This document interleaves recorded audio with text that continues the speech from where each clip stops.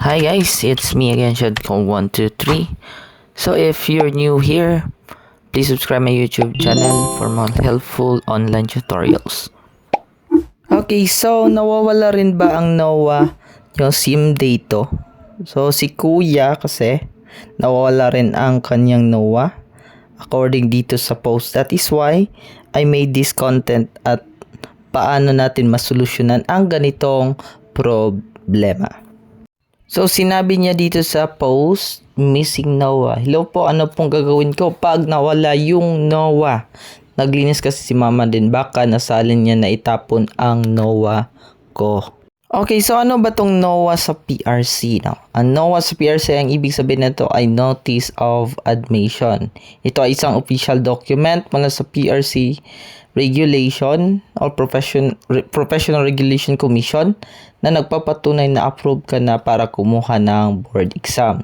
So ano ang laman nito? Una, we have pangalan ng examinee, exam na kukunin, pizza ng exam, lugar o testing center, then schedule ng exam. So ang NOAA ay kakailanganan ito during sa exam. Ito ang kukunin ng mga examiner to verify na kayo ay may schedule for exam. That is why importante po itong si NOAA. So, ang tanong guys, will you able to take the exam if mawawala ang NOAA mo? So, ang sagot po dyan ay of course, no? You will able to take the exam if you follow these steps. So, ito ang gagawin if mawawala yung NOAA mo. So, stay tuned in. Ituturo ko sa inyo kung paano kumuha ng NOAA gamit ang Lyris account mo. Okay, so dito open na natin yung PRC Lyris account natin. Okay, dyan. Then, magsa-sign in po tayo. So, lagay yung password. I'm not a robot. Then, click natin yung sign in. So, alam niyo na yan. So, pagkapasok natin sa dashboard, may existing account dyan. So, existing transaction pala. Existing transaction. Click natin yan. Click natin yung proceed. Then, ayan.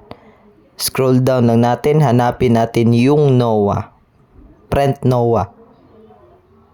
Wait lang. Ayan. So, may print NOAA po siya.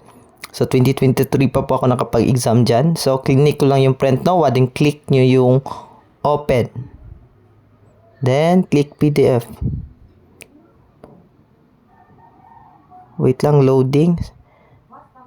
So, as you can see dyan, no, ayan. So, nag-appear na po yung NOAA natin. So, all you have to do is i-print yung NOAA na yan. So, ganun lang po siya kadali.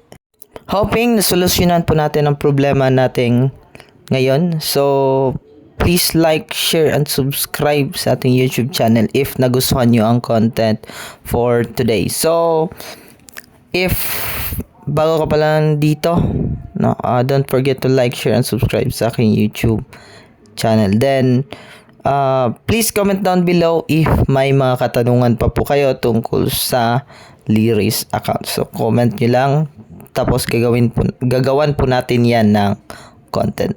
Thank you and see you in my next video.